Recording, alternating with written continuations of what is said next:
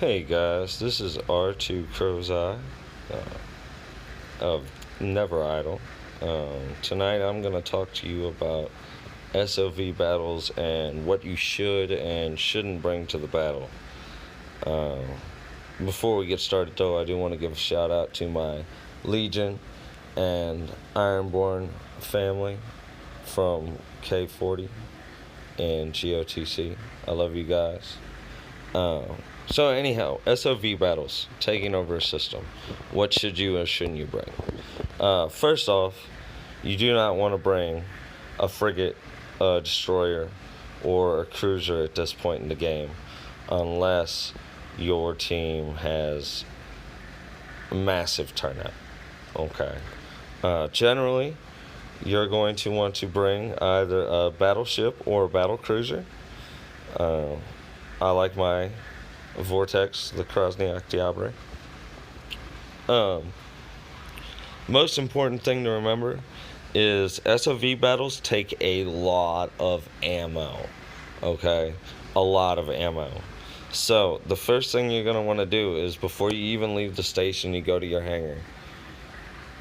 And you hit cargo space. And you go down to your ammo here. And you're going to select your ammo. I have railguns. So I'm going to select my large railgun ammo. And you notice I have some already in there, but that's not even enough to fill all three guns one time. So I'm just going to take everything that I got, 100,000 plus of gray ammo. Which, no, it's not the best, but you know what? Any ammo is better than no ammo. Am I right? I mean, you can't shoot shit with no ammo. So you place it in the cargo hold, okay? So you're ready to go now. So, generally, you're going to be in a fleet when you go. I'm just going to go ahead and undock and go to the center of our system here. Alright, you can also do that from here by hitting the configuration button, and then you go to your cargo space, and same function, just a different way to do it. So you undock. If you have a specific system you're going to, go to the map through your menu here, and then you hit your little, you should know the system prior to, depending on how your alliance and where your alliance gathers, you should have your whatever system. Okay. I'm currently in our system, and I'm just going to go ahead and go to, oh, gotta get out of my menu first. We're gonna go to Hub Defense Tower 1. Okay, so fully loaded with ammo. I'm going to where I'm going. I'm in my fleet. Okay, so depending on your ship and your setup, you're going to want to join or do not join formation. Okay, if it's your first SOV, just join the formation and go along with it and hit your auto. Okay, generally you're going to want to be in the formation. Okay. If your formation is really heavy on lasers and you use railguns, well, you're going to want to not join the formation and float a little farther out and get the full advantage of those railguns. Okay.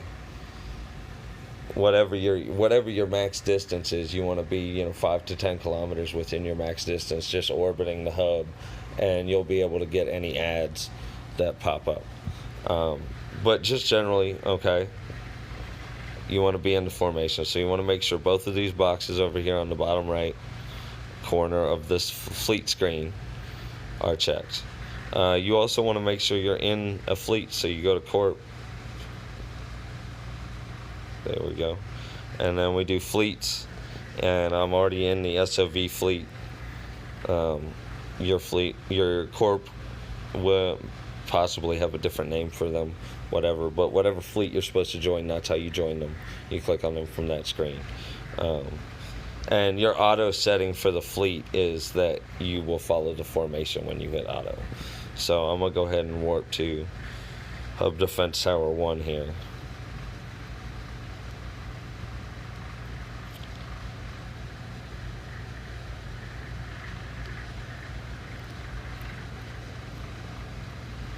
Now, one thing I've got to say, I've been in a few SOV fights now. A lot of people like to fire all their guns at once, and that's fine. However, you get stuck in a cycle where you have a lull in your DPS. It's also kind of energy heavy to do it that way. You have a big drain of energy at one time. Okay. So this is what you're attacking. Defense tower 1 here. This right here is your attacker tower interference. If you see spawns here, you're going to want to attack them. But we're going to go ahead and go to the hub defense tower.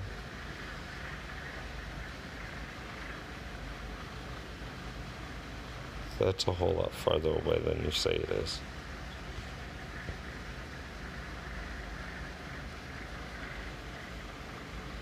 Why can't? Okay, well, anyhow. So,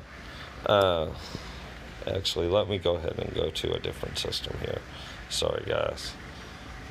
We'll go ahead and here hit map.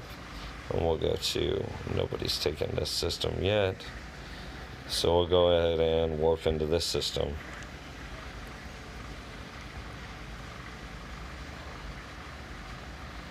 Go to the space station, warp in there. There we go. Okay, so anyhow, you want to make sure you bring spare ammo. Okay, the first time I went to one of these things, I had a total load of like 1,700 ammo between all my guns, something like that. And by the end of the fight, I had 5 shots left. Okay, so always take more ammo. If you can use same quality, that's the best. Because it will auto reload in the fight, and it takes 4 seconds for me. I'm not sure, that may vary depending on your ship and setup. But for me, it takes about 5 or 4 seconds to once they run out of ammo. And that has happened, and it will happen.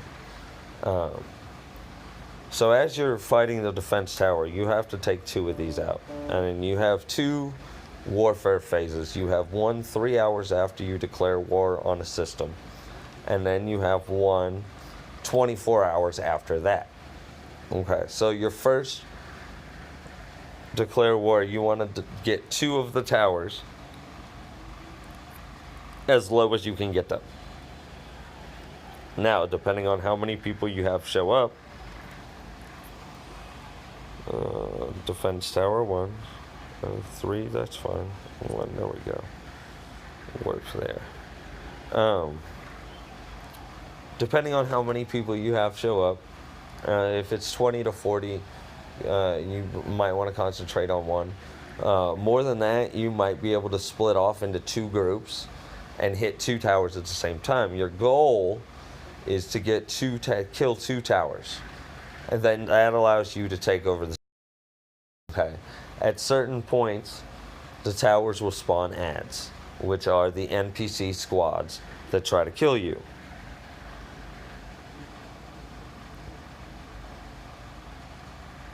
It won't even let me.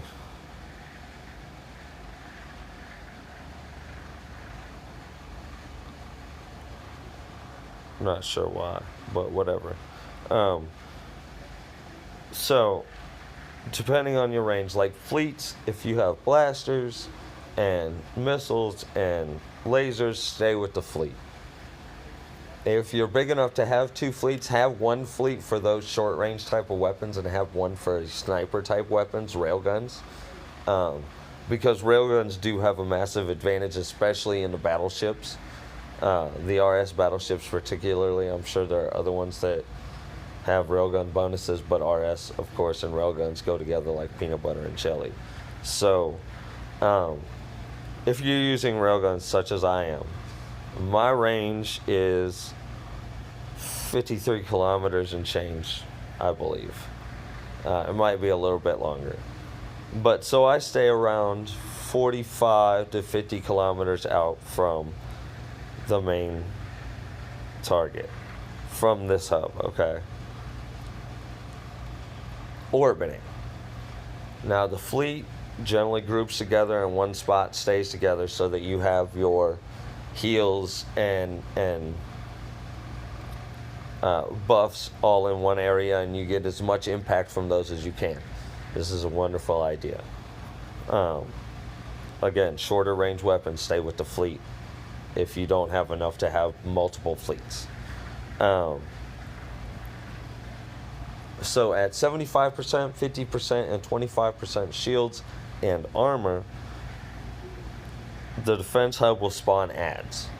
At a certain point, I'm not sure if it's due to damage or overall damage or time spent dealing said damage, there will spawn adds around your interference towers. This thing, you may have to protect it. There's this wonderful thing here. You have a tactical view.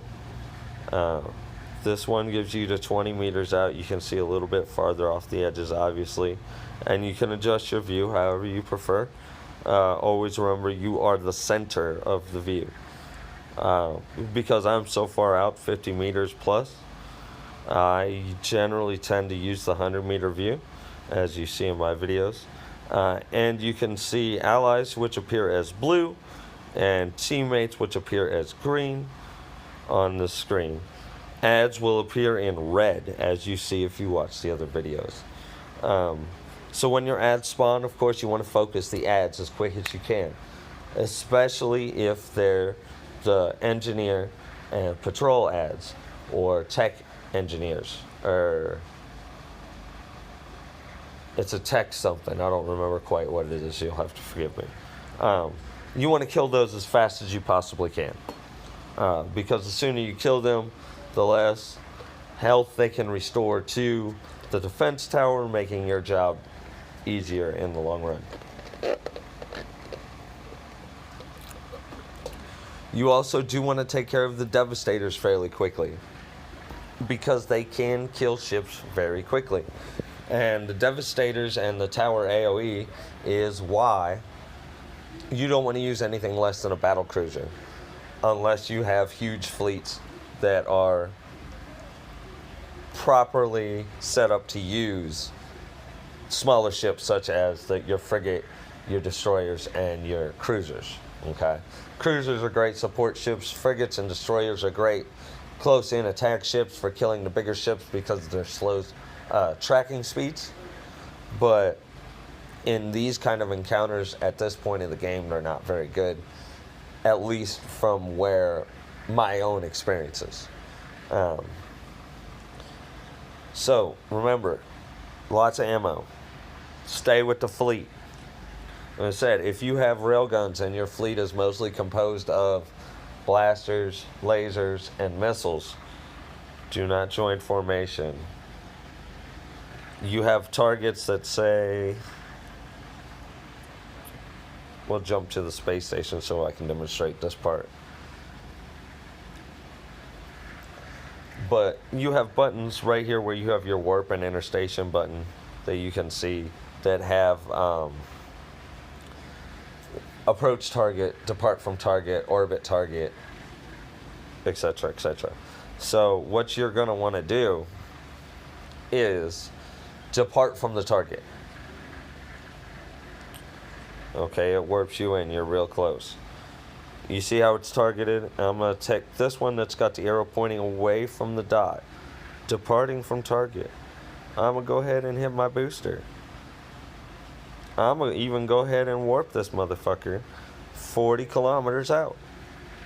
Why? Because that's my ideal range. Like I said, with railguns, the farther out you are, the closer to your max distance you are, the more effective you are. Okay, the ads generally, okay, see I'm 55, 56 kilometers out.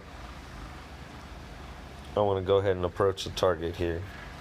Get a little bit closer before I start to orbit. But generally you're going to be safer out there by yourself if you're using railguns. Again, shorter range weapons, stay with the fleet. For those railgun users, again, you're out here, you're going to want to use a rotation because that will be more consistent damage on target. Okay, you might lose a little bit of burst damage, but this is a long run game. The takeover systems here. Okay, see, I'm 49 meters. I'm gonna go ahead and orbit.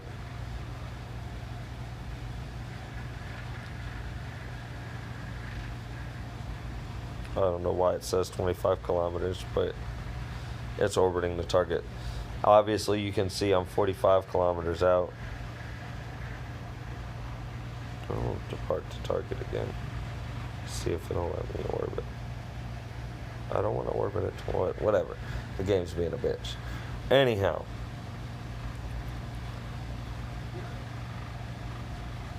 You want to get short range weapons, lasers, blasters, missiles. Stay with the fleet. Railguns. You want to be max distance. If your corp has enough for multiple fleets, and you guys have a dedicated railgun sniper fleet, stay with that fleet. Okay, and you should be using these same kind of tactics because that's what you use with the railgun here. Okay.